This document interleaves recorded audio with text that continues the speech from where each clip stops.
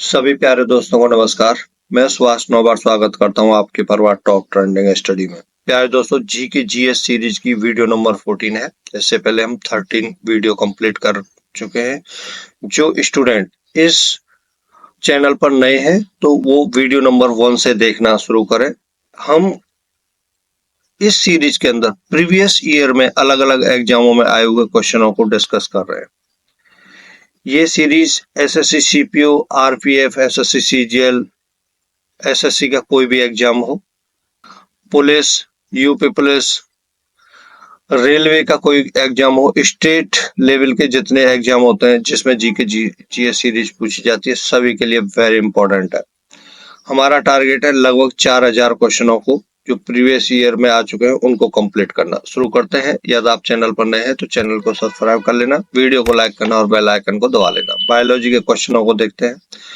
पहला क्वेश्चन है, निम्नलिखित में से किस जंतु के पाचन तंत्र में एकल द्वार होता है जो मुख और गुदा दोनों के रूप में कार्य करता है? 4 ऑप्शनों में से ऑप्शन ए सही है, प्लेटी-हेल्मिंथेस। ए ऑप्शन आपका सही हो जाएगा। बायोलॉजी के एसएससी सीजीएल 2022 में आए हुए क्वेश्चनों को हम डिस्कस कर रहे हैं। अगला क्वेश्चन है, निम्न में से कौन से जंतु कूट गुहिक नहीं होते हैं? कूट गुहिक कौन से नहीं होते हैं? कूट गुहिक नहीं होते हैं तो इसमें से ऑप्शन बी सही है, स्कॉर्पियन कूट नहीं होते हैं। बी ऑप्शन आपका सही हो जाएगा। निम्नलिखित में से कौन सा कथन सही है? वयस्कों की तुलना में किशोरों की पोषण संबंधी आवश्यकताएं अधिक होती हैं। ये तो सही है। किशोरों को आमतौर पर 10 से 19 वर्ष के आयु वर्ग में बांटा जाता है। ये भी सही है। तो फर्स्ट और सेकंड दोनों सही है। सी ऑप्शन सही हो जाएगा।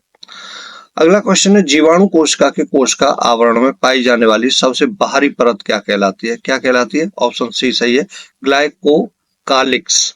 ठीक है, सी ऑप्शन आपका सही हो जाएगा। अगला क्वेश्चन है, किसी तालाब की तली में पाए जाने वाले अपघटकों के उदाहरण की पहचान कीजिए। किसी तालाब की तली में पाए जाने वाले अपघटकों के उदाहरण की पहचान आपको करनी है। तो ऑप्शन बी सही है, फ्लैगेलेट्स। ठीक है, बी ऑप्शन आपका सही हो जाएगा। कोशिका विभाजन के डैश मुख्य प्रकार होते हैं? कितने होते हैं? ऑप्शन डी सही है, 2 होते हैं। कोशिका विभाजन के 2 मुख्य प्रकार होते हैं। अगला क्वेश्चन है, पादप कोशिकाओं के बारे में निम्नलिखित में से कौन सा विकल्प सही नहीं है? तो जो सही नहीं है वो आपको बताना है। पादप कोशिकाएं समसूत्री विभाजन द्वारा विभाजित नहीं हो सकती, यही सही नहीं है। ये ऑप्शन सही हो जाएगा। ठीक है, बाकी बी सी डी तीनों सही है। अगला क्वेश्चन है, उस विकल्प की पहचान करें जो प्राक्यद्रकी कोशिकाओं का वर्णन नहीं करता है। तो इसमें 4 ऑप्शनों में से ऑप्शन ए सही हो जाएगा, शुक्राणु। ऑप्शन ए सही है, शुक्राणु।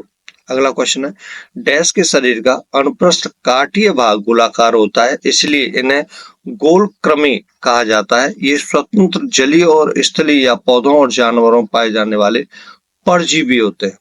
तो 4 ऑप्शनों में से जो खाली स्थान है उसमें ऑप्शन बी आएगा, एस्केलमिन्थेस। ठीक है, जो खाली स्थान में आएगा, एस्केलमिन्थेस के शरीर का अनुप्रस्थ काटीय भाग गोलाकार होता है। बी ऑप्शन आपका सही हो जाएगा।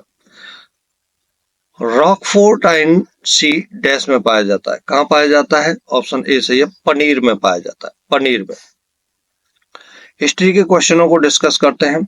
चंद्रगुप्त मौर्य के दरबार में यूनानी राजदूत मैगस्थनीज को किसने भेजा था? तो सेल्यूकस ने भेजा था। सी ऑप्शन आपका सही हो जाएगा। एसएससी सीजीएल 2023 में आए हुए हिस्ट्री के क्वेश्चनों को हम देख रहे हैं। इसमें भारत सरकार अधिनियम डैश के अंतर्गत ब्रिटिश भारत में अंग्रेजी ईस्ट इंडिया कंपनी का शासन समाप्त कर दिया गया था। तो 1858 आ जाएगा। बी ऑप्शन आपका सही हो जाएगा। अगला क्वेश्चन है, दीवान ए अर्ज दिल्ली सल्तनत के अधीन डैश का एक विभाग था? तो खाली स्थान में आएगा। ऑप्शन ए सही है, सैन्य सेवा का एक विभाग था। ए ऑप्शन आपका सही हो जाएगा।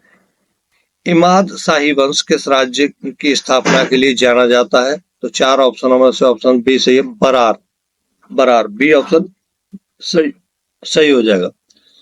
मोपला या मुस्लिम किसानों ने एक शक्तिशाली जमींदार विरोधी आंदोलन खड़ा किया था। वह आंदोलन किस राज्य में किया गया था? तो ऑप्शन ए सही है, केरल राज्य में किया गया था। ठीक है, मोपला विद्रोह और मुस्लिम किसानों ने एक जो शक्तिशाली जमींदारी विरोधी आंदोलन खड़ा किया था वो कहाँ हुआ था? केरल।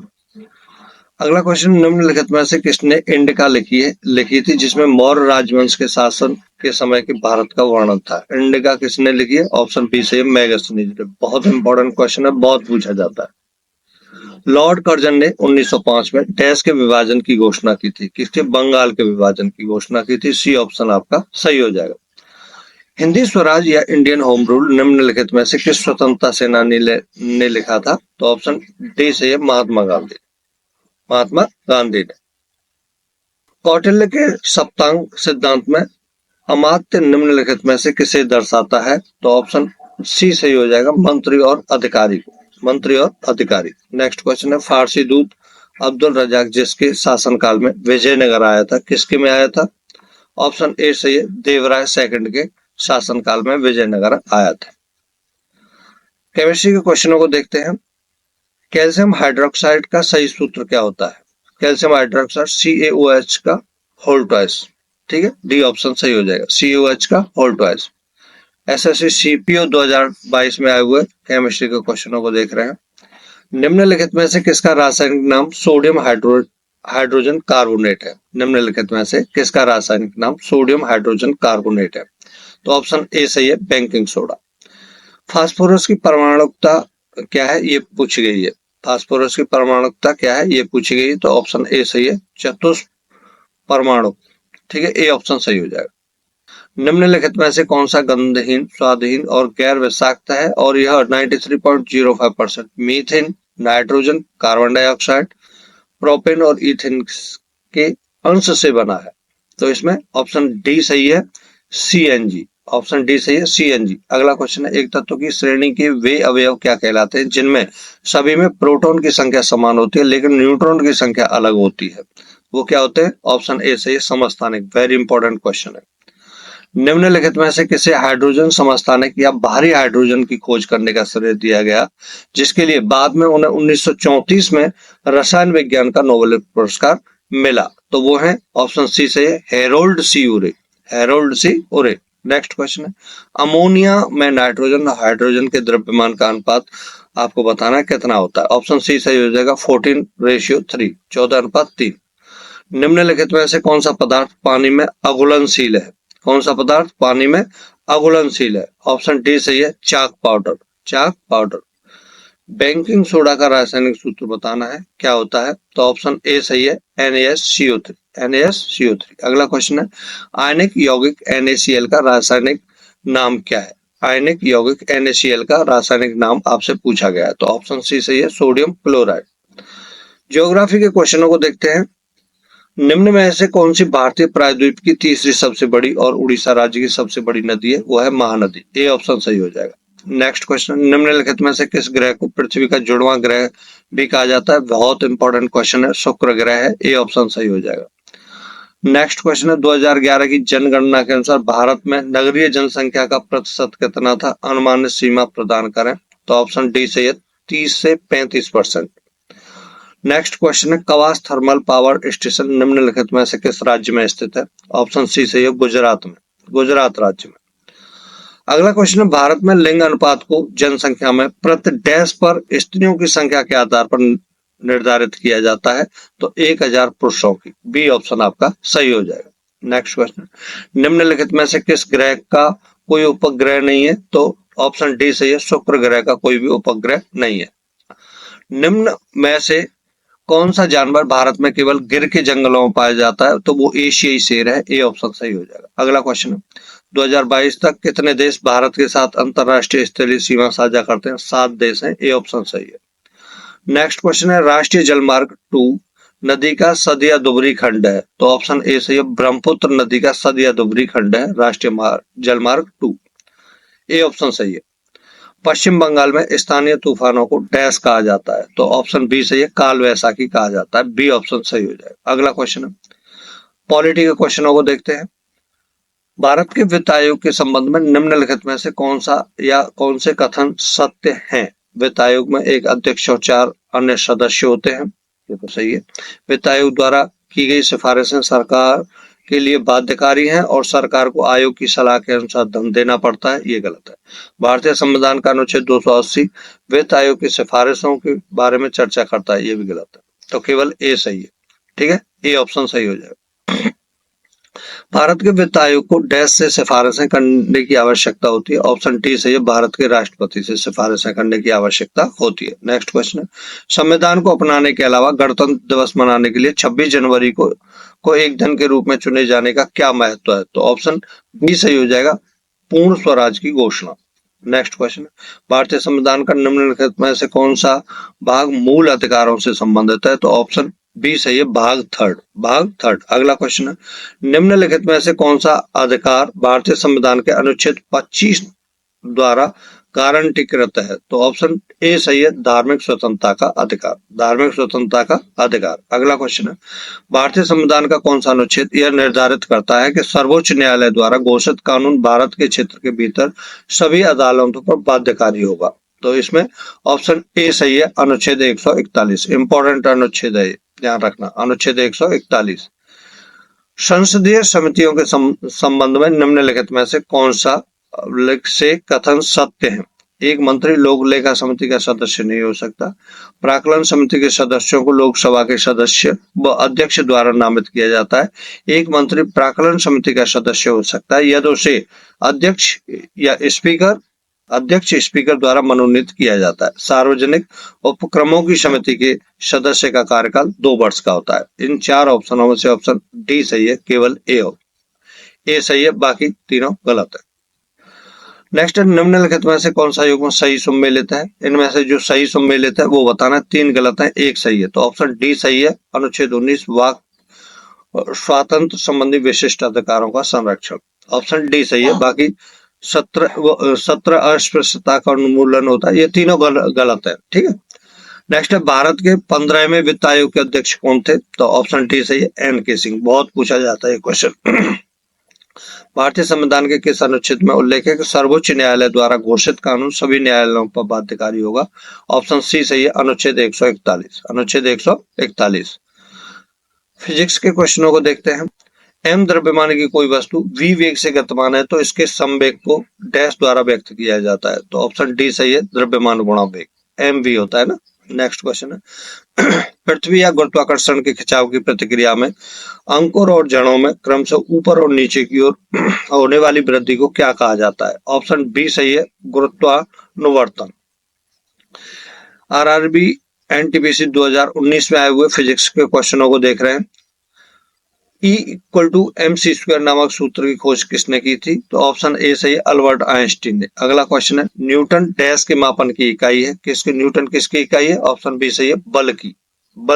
बी ऑप्शन सही हो जाए। द्रवों में घर्षण को क्या कहा जाता है? द्रवों में घर्षण को ऑप्शन बी सही है, श्यानता कहा जाता है। अगला क्वेश्चन है, निकट दृष्टि दोष को डैश भी कहा जाता है? तो ऑप्शन बी सही है, मायोपिया। इंपॉर्टेंट क्वेश्चन है, मायोपिया भी कहा जाता है। यांत्रिक ऊर्जा को विद्युत ऊर्जा में रूपांतरित करने के लिए कौन से उपकरण का उपयोग किया जाता है? तो ऑप्शन सी सही है, डायनेमो का। सी ऑप्शन सही हो जाएगा। नेक्स्ट क्वेश्चन है, इनमें से कौन सी राशि सदिश नहीं है? सदिश राशि इनमें से कौन सी नहीं है? तो ऑप्शन ए सही है, शक्ति एक सदिश राशि नहीं है, बाकी त्वरण, विस्थापन और बलागुण तीनों सदिश राशि है। अगला क्वेश्चन है, उम्र बढ़ने के साथ साथ आंख की समंजन क्षमता सामान्यतः कम होती जाती है, इस स्थिति को क्या कहा जाता है? तो ऑप्शन डी सही है, जरा दूरदृष्टि दोष कहा जाता है। ध्वनि की वह निम्नतम आवृत्ति क्या है जो मनुष्य द्वारा सुनी जा सकती है? तो ऑप्शन डी सही है, 20 हर्ट्ज। इकोनॉमी के क्वेश्चनों को देखते हैं। केंद्रीय बैंक द्वारा देश के आर्थिक हित में बैंकों को ऋण देने के लिए प्रोत्साहित करने के लिए अपनाई जाने वाली एक विधि को डैश कहते हैं, क्या कहा जाता है? ऑप्शन सी सही है, नैतिक दबाव कहा जाता है। अगला क्वेश्चन है, निम्नलिखित में से कौन सा कथन गलत है? 4 ऑप्शनों में से आपको बताना है कौन सा कथन गलत है, ये आपको बताना है। नगद आरक्षित अनुपात जितना अधिक होगा बैंकिंग प्रणाली में तरलता उतनी ही कम होगी। सामुदायिक चल निधि अनुपात जितना कम होगा बैंकिंग प्रणाली में तरलता उतनी ही अधिक होगी। बैंक दर में वृद्धि से मुद्रा आपूर्ति में कमी आएगी। नगद आरक्षित अनुपात जितना कम होगा बैंकिंग प्रणाली में तरलता उतनी ही कम होगी। बताइए कौन सा कथन गलत है? तो ऑप्शन डी सही है, नगद आरक्षित अनुपात जितना कम होगा बैंकिंग प्रणाली में तरलता उतनी ही कम होगी। ठीक है, उतनी कम होगी। नेक्स्ट क्वेश्चन है, किसी फर्म की माल सूची में परिवर्तन को डैश के रूप में समझा जाता है? तो ऑप्शन ए सही हो जाएगा, निवेश के रूप में समझा जाता है। अगला क्वेश्चन है, निम्नलिखित में से कौन सा पूंजीगत प्राप्ति का उदाहरण है? 4 ऑप्शनों में से ऑप्शन सी सही है, उधार और ऋण वसूली पूंजीगत प्राप्ति का उदाहरण है। नेक्स्ट क्वेश्चन, निम्नलिखित में से कौन सा सार्वजनिक क्षेत्र का बैंक है? ऑप्शन सी सही है, bank of Baroda, bank of Baroda. अगला क्वेश्चन है, नाबार्ड 1982 में भारत सरकार द्वारा स्थापित एक शीर्ष वित्त संस्थान है। नाबार्ड में आर का क्या अर्थ है, ये आपको बताना है। तो ऑप्शन बी सही है, रूरल, रूरल। आर का क्या अर्थ है? रूरल। नेक्स्ट है, मुद्रा गुणांक की गणना के लिए निम्नलिखित में से किस मौद्रिक लिखित का उपयोग किया जाता है? तो ऑप्शन ए सही है, आरक्षित नगदी निधि अनुपात, आरक्षित नगदी निधि अनुपात, ए ऑप्शन सही हो जाएगा। नेक्स्ट क्वेश्चन, निम्नलिखित में से किसे कागजी कर कहा जाता है? कागजी कर किसे कहा जाता है? तो ऑप्शन सी सही हो जाएगा, फर्स्ट और सेकंड दोनों को। संपत्ति कर और उपहार कर दोनों को कागजी कर कहा जाता है। निम्नलिखित में से कौन सा आरबीआई द्वारा उपयोग किया जाने वाला एक मौद्रिक नीति साधन है? तो ऑप्शन बी सही है, बैंक दर, बैंक दर। बेरोजगारी दर ज्ञात करने का सूत्र डैश है, इसमें से बेरोजगारी दर ज्ञात करने का सूत्र क्या होता है? ऑप्शन डी सही है, बेरोजगार श्रमिक अपॉन कुल श्रम बल इंटू 100। ठीक है, thank you for watching this video, नमस्कार।